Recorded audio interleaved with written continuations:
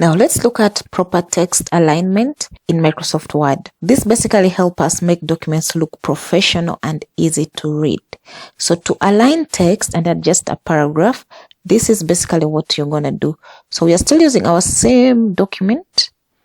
You open your Microsoft Word, open your document, and then, or you can just create a new document, right? So I'm going to highlight the text I want to align.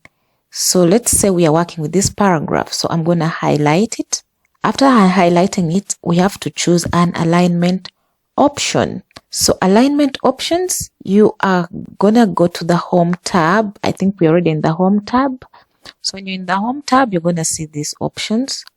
And when you're working with paragraphs, you can see you have all these options. So you see this by default, it's aligned left. So when you want it to go to the center, I'm going to click on this.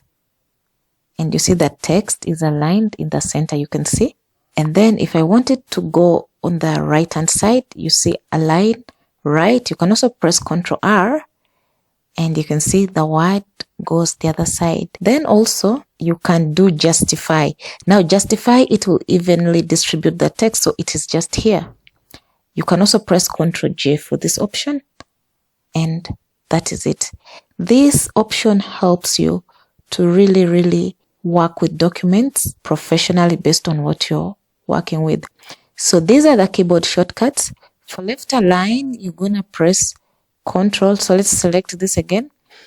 You're gonna press Ctrl L, which is Ctrl plus L. You can see that it's left align, and then Ctrl E for center, and then Ctrl R for right align, and then Ctrl J for justify, which basically evenly distributes the content. So make sure you practice this in your document, write something, and then work around with the alignment. They are basically just here. When you hover on them, they'll show you. And you can also see the difference. For example, let me just make this a separate paragraph for each. So this is already justify.